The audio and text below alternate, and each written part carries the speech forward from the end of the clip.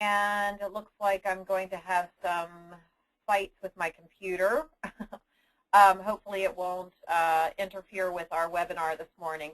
Thank you all so much for joining us, joining me, I should say. And as the times we have less, but I did want to just first of all, before we get into the agenda today, refer you to our website at URL insgroup.com, and under the health plan options, you're going to have the ability to view all of the plan information and are going to better organize the pages to better assist you and make it a little bit more clear on what plans for inside the exchange, the FFM, and those outside, as well as rates. And again, we still have to keep the 2013 products there. So we're gonna try to better organize it so it's easier to use.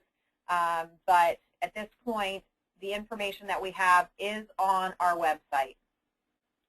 So we're going to get into the agenda for today and allow quite a bit of time for questions. We do have to have a hard close around 10 o'clock today. I can go till about 10 after if there are enough questions. But at this point, I have another meeting at 10:30, so I need to be mindful of that. So the federally facilitated marketplace saga continues. We have been in constant contact with the chat feature on healthcare.gov, as well as utilizing the 800 number for the hotline. If none of you have that number, I can give that to you. That number is 800-318-2596. That's 800-318-2596. But there are still plenty of glitches in the system, unfortunately. And one of the biggest glitches is that when you assist a client by going in and creating an account, and then they verify that via email that is the correct person, that it's them receiving the email, and proceed with their application, when you enter your FFM user ID and NPN number and hit submit to submit the application, there's a message that comes up that essentially cuts you out of the deal. It says, and I'm paraphrasing, you have chosen to proceed without assistance. So we're trying to see if there's a workaround. According to the Health Insurance Marketplace hotline and the chat feature, there is no workaround. We all know that BORs on individual health plans at the carrier level cannot be done. So I do have a message into Allison Beam, the policy director for the Pennsylvania Insurance Department, as well as the commissioner himself. I just sent that this morning because, obviously that's a big issue. Another issue that I'm hearing from our agent partners is that they're getting a lot of calls for people that have created an account and want to and have completed an application but need help in choosing a plan.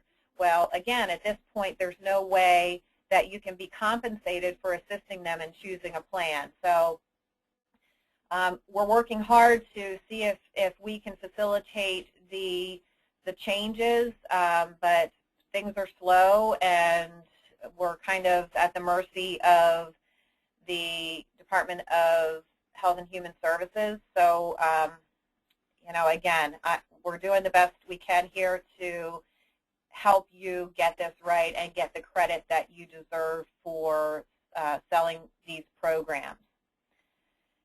So there's the saga of the FFM. As far as quotes, there are some paper rates on our website, as I mentioned, but for individual health quotes for both on the exchange and off the exchange, you can contact your case manager, Jessica Kyer, at extension 123, or Judy Reed at extension 104. They can assist you both on and off the exchange getting the rates for the insured. There are some plan designs, SBCs, that are still slow in coming out, but we will assist you as much as we certainly can to help you serve your clients.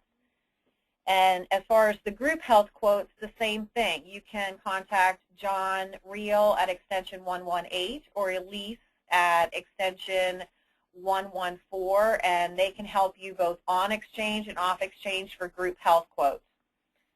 So I hope that helps as well. Many of you that have taken your modules have not been successful in going to the portal.cms.gov site and registering.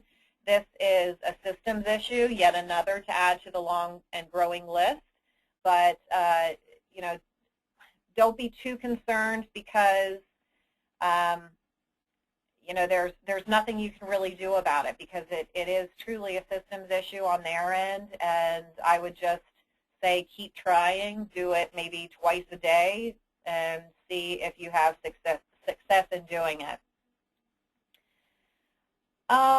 There's been some questions, and we've talked about it over the last couple of weeks during this webinar about the confusion with whether you need to register your agency and complete testing for an agency through the Marketplace Learning Network, or your agency head. And we just received information from Highmark that says that the agencies are not required to be registered or certified in order to receive compensation, that Highmark is going to look specifically for the agent's NPN number and whether they completed the modules, not the agency head and not the agencies. I did get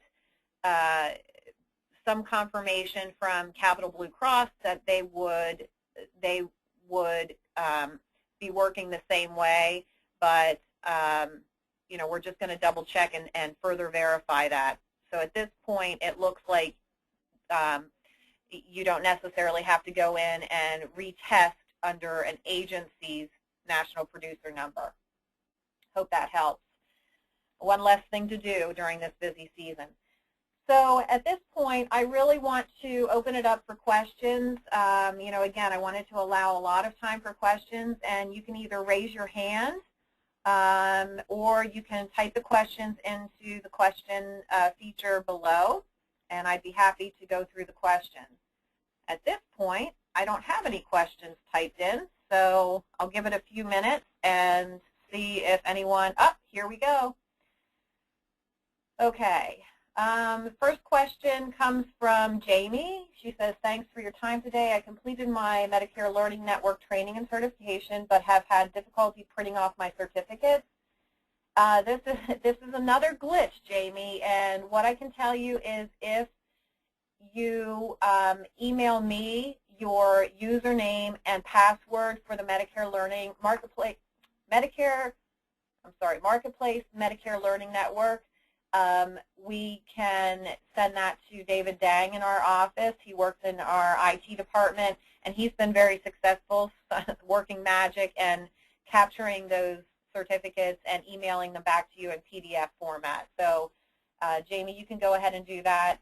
Email to me at debw@urlinsgroup.com. Kim asked the question, did you say that we would not receive commission if we enroll a client through the exchange?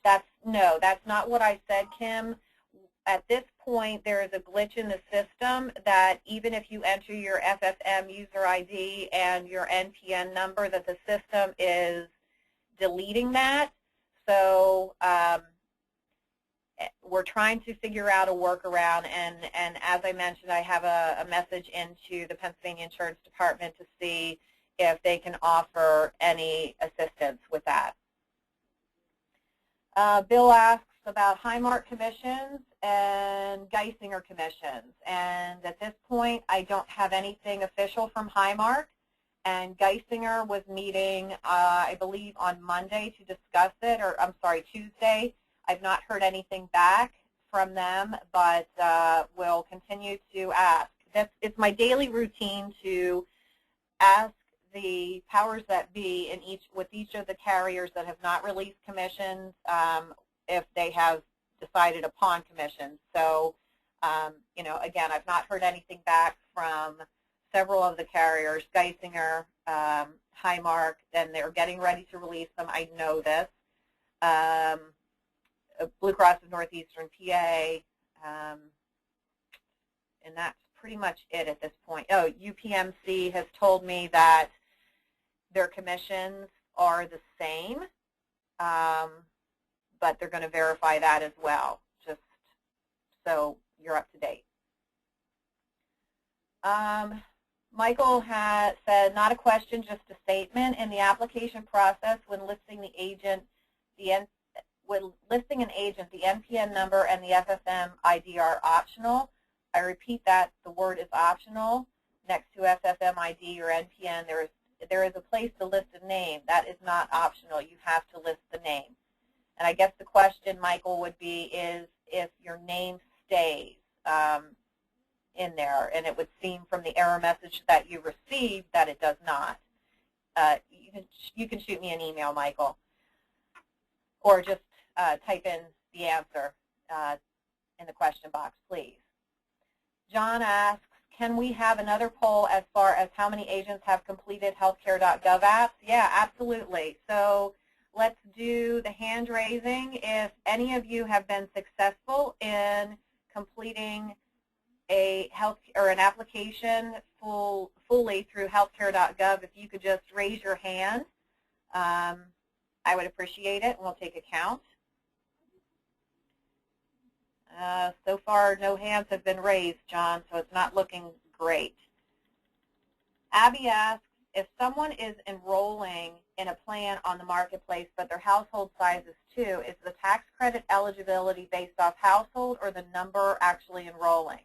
It is based off the household modified adjusted gross income, and the rates are based on the household size. So you're going to need household size and then number of people applying and your expected modified adjusted gross income for 2014.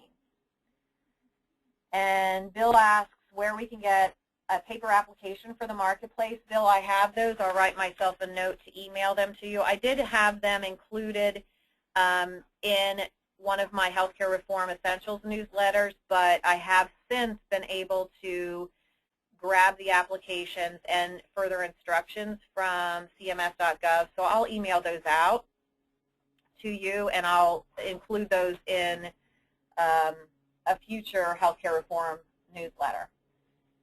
And let's see, do you have any updates in general on VC NEPA, Ed asks? And I do not, Ed. We do have product information. It's all on our site, and that was released a couple weeks ago, but I do not have any information on commissions at all. And Anne also wants the applications. So that seems to be all of the questions for today. I really expected that there would be more. Oh, here we go. Nope, that was just a thank you. Well, if there are no further questions, I just, want to again reiterate that we're here to help you. We know that this is not easy. It's been very frustrating from our end as well. But I can tell you that your case managers, both group and individual, as well as myself, are fully committed to making sure that you have the most up-to-date information as soon as we get it. We're here to assist in any way we can. Your success is our success, so if you're not having success in getting these applications taken or entered or credit, then that's not a success story that we can tell either. So, again, we're committed to making this process as easy as possible. Since my lengthy talk there, I did get a couple more questions.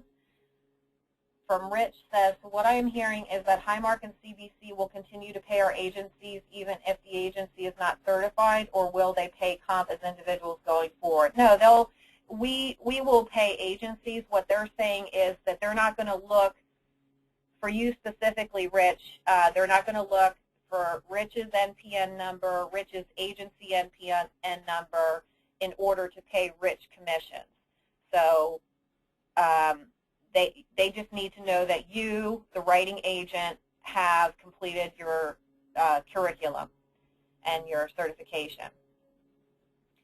Ed said, just a comment, but it's funny how I can get a quote and a plan info in less than 30 seconds from a state-based exchange like Rhode Island.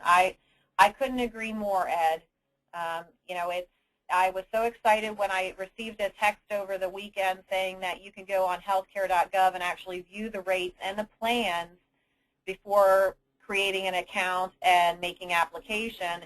But the rates are very general. They're not specific to age. You can view the plan designs, but you can do that off the exchange as well. So again, it's I would agree. And Marianne asks, do you know if someone has a Highmark plan and they are keeping it till the end of the year, or they have a 19-year-old or younger on the plan, do they have to pick up a dental plan for that child? My understanding, Marianne, and I will verify this, is that any plan that's in place now, and specifically with Highmark, their plans will stay in place until 12/31 of 2014. Those plans are non-PPACA compliant, so it's kind of in a grandfathered, I use that term very loosely, but it's kind of in that grandfathered state.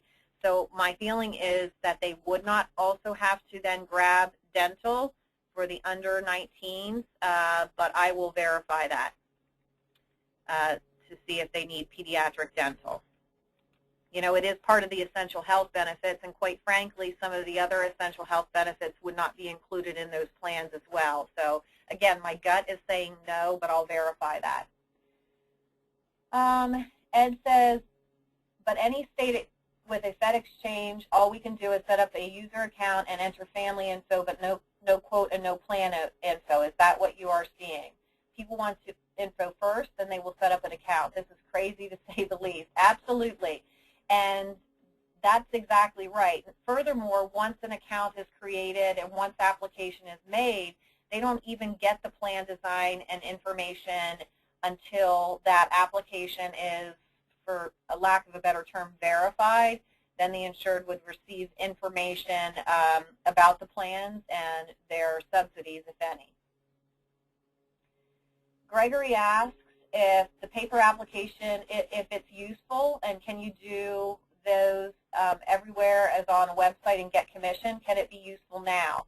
Well, Gregory, you know, the paper applications are still kind of a mystery, and what I'm doing is a pilot program to follow a paper FFM app through the process, and also today, as I mentioned, I have a one-on-one webinar with an agent partner, and we're going to convert that paper application, pardon me, and convert it to electronic via the FFM. So I'll let you know how that works out, but at this point, the paper applications seem to be taking a long time, according to what they're telling me, so I don't know that it's going to be useful.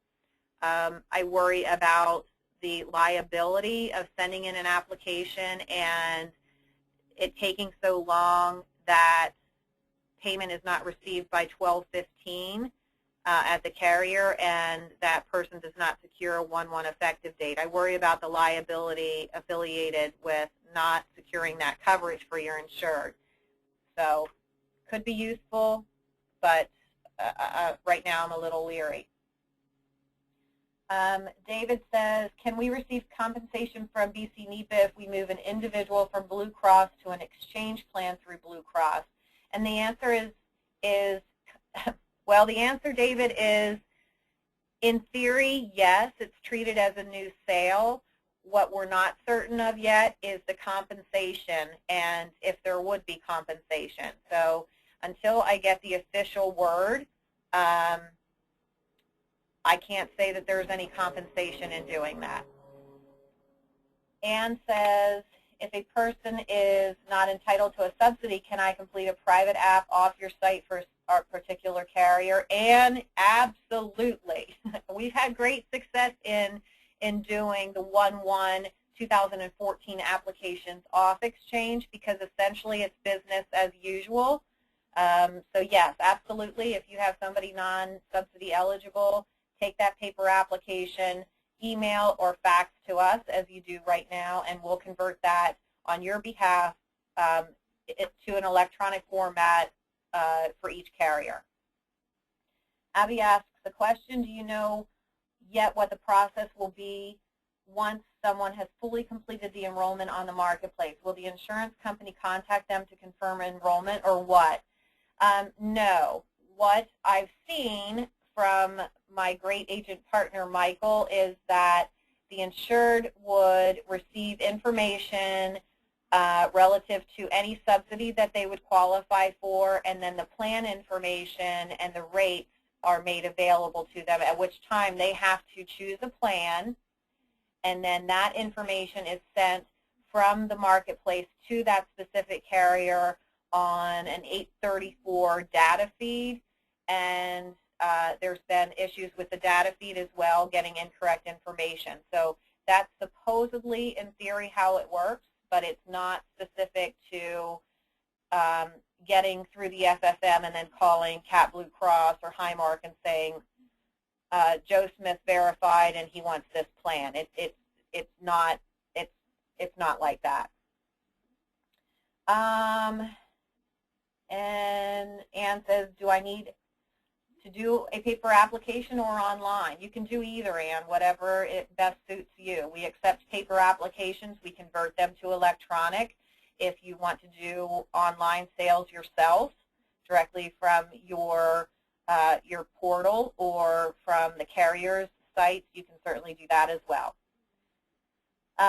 David says, same question, but on the group side, can we move groups from BC to a new plan through the exchange?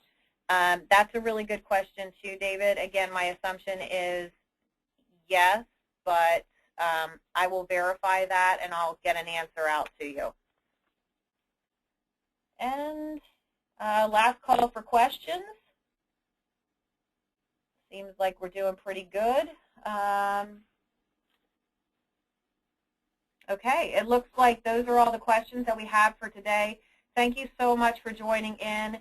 Next webinar is next Thursday at 9:30, and the invitation will be in my Healthcare Reform Essentials newsletter that will go out today. Again, I appreciate your time. We're going to get through this, I promise you, and we're here to help. That's just my message for you today. We're here to help you as much as we possibly can. So thank you for your time. I hope you enjoy your day, and hopefully I'll talk to you soon. If not, I will hopefully talk with you next week. Bye-bye.